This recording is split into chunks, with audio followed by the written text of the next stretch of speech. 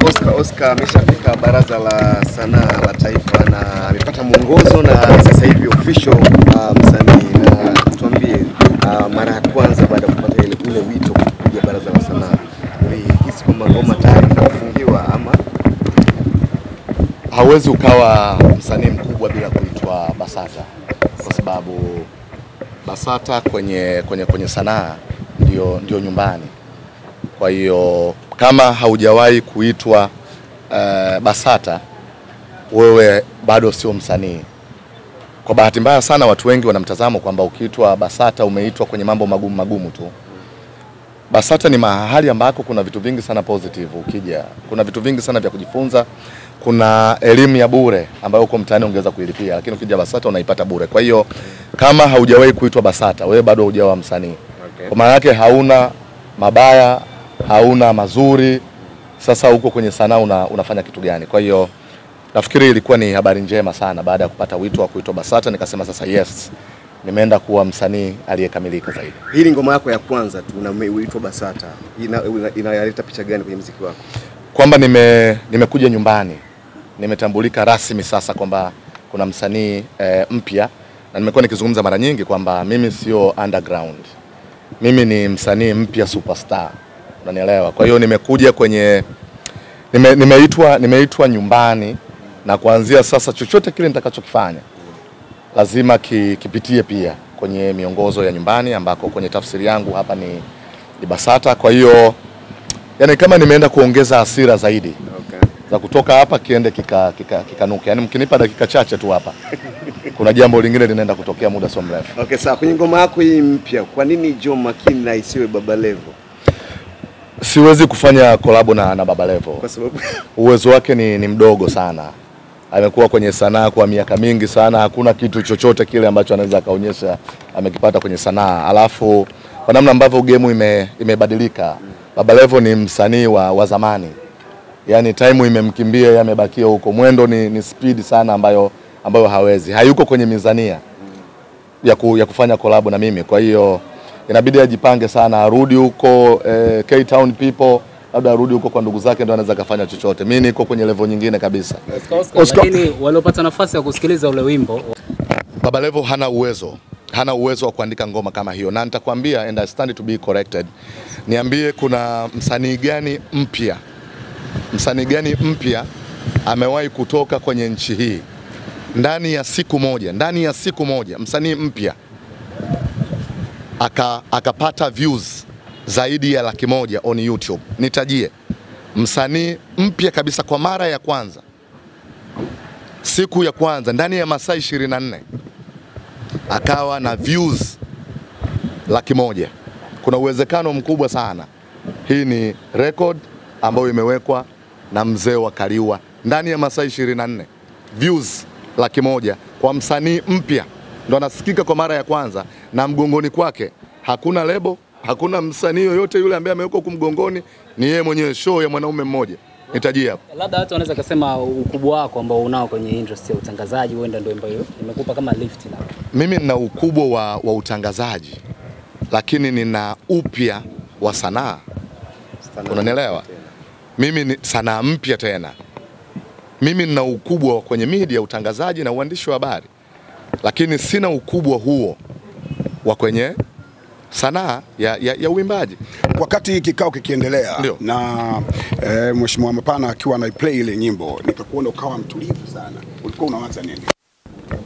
Mniombee. Yani nyimbo ni mniombee. Wanaposikiliza watu wenye mamlaka, sisi wengine inabidi ni dua tu kwamba mniombee, kwa sababu ndicho ambacho kimeimbwa. Na ndio maana unaona hata wakati Dr. Mapana ameniuliza, ule ndio msingi wa ule wimbo. Wako watu wengi sana wanafanya maovu kwenye jamii yetu, na hatutaki kusema ukweli, kwa sababu kuna namna tunataka tufiche watu wasiujue ukweli. Hata huo umekosa namna gani, bado una nafasi mbele za Mwenyezi Mungu. Ule wimbo unazungumza ni dhambi tupu kuanzia mwanzo mpaka mwisho wa wimbo. Na tunaambiwa pia kwenye vitabu vitakatifu kwamba mwanadamu sio mkamilifu. Na ndio maana kwenye kila dhambi niliyoitaja, kama kwa lugha ya picha, mbele yake ulikuwa unaona kama napiga magoti kwamba hii ni dhambi Na ndio maana nimetaja viongozi wakubwa wa kiimani. Kwa wale ambao tunaamini Mungu yupo, wale ndio viongozi wetu ambao wapo kwenye kutusaidia, kwenye kutuongoza na kutufanya kuwa watu wema zaidi. Kwa hiyo hata uwe mkosefu vipi, bado mbele za Mwenyezi Mungu uko mlango wa toba, uko mlango wa msamaha. Na hiki ndicho ambacho kinaimbwa kwenye ngoma ya Mniombee. Sawa, Oscar, natamani sana kusikia take ya bosi wako Diamond Platinum baada ya kuisikia ngoma yako. Kuna mazungumzo yote ambayo umeyazungumza, comments yoyote kupitia ngoma yako?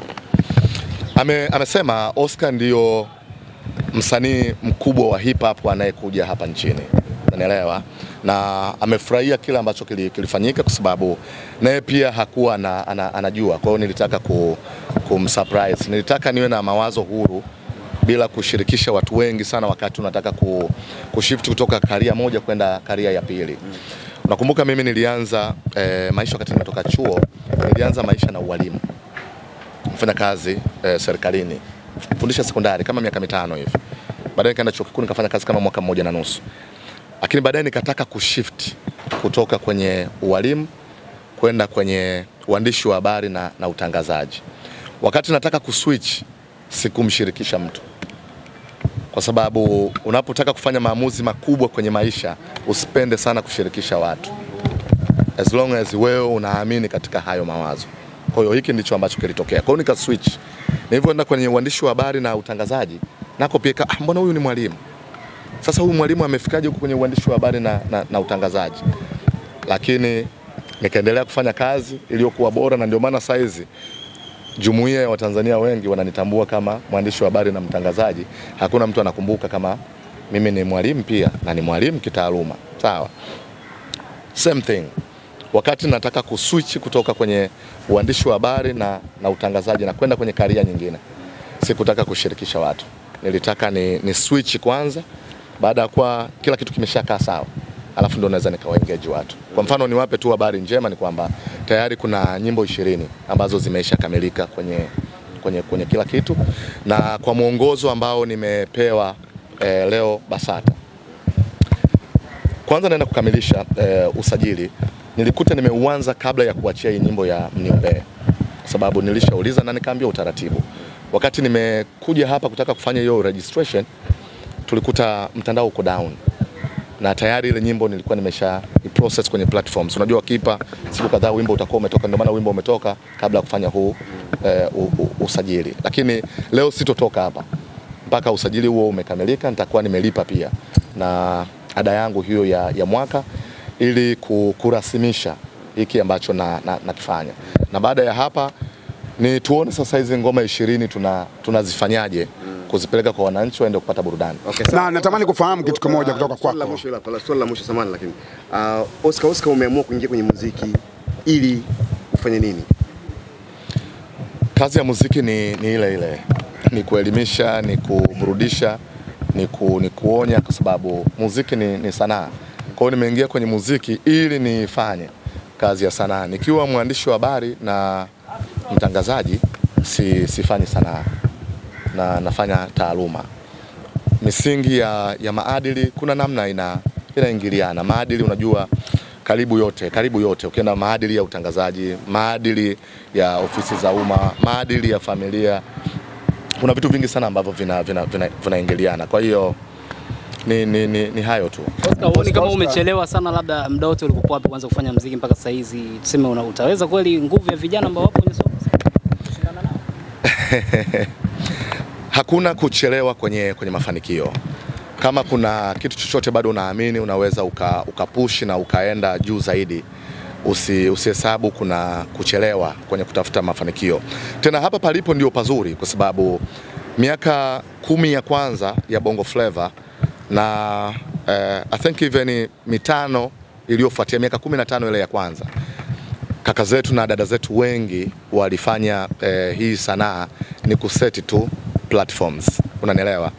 Miaka 5 ya hivi karibuni ndio kumekuwa kuna pesa nyingi sana ambayo iko kwenye sanaa, na kwa bahati mbaya sana kaka zetu na dada zetu wengi ambao waliset foundation kwenye Bongo Flava tayari wengi hawako kwenye sanaa. Kwa hiyo kuna misingi waliset na wao sio wala matunda. Kwa hiyo mimi ndio mla matunda ya Bongo Flava, ambaye nimekuja. Kwa hiyo nadhani ni good timing, kwa sababu ni muda pia ambao naweza kufanya sanaa bila kustruggle kitu chochote.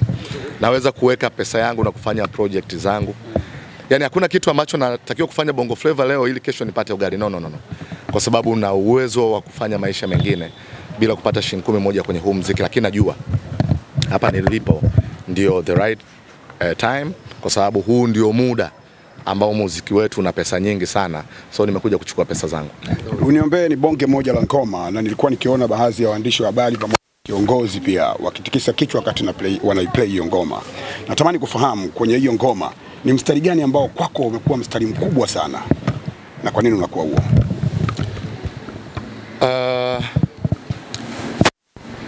Mimi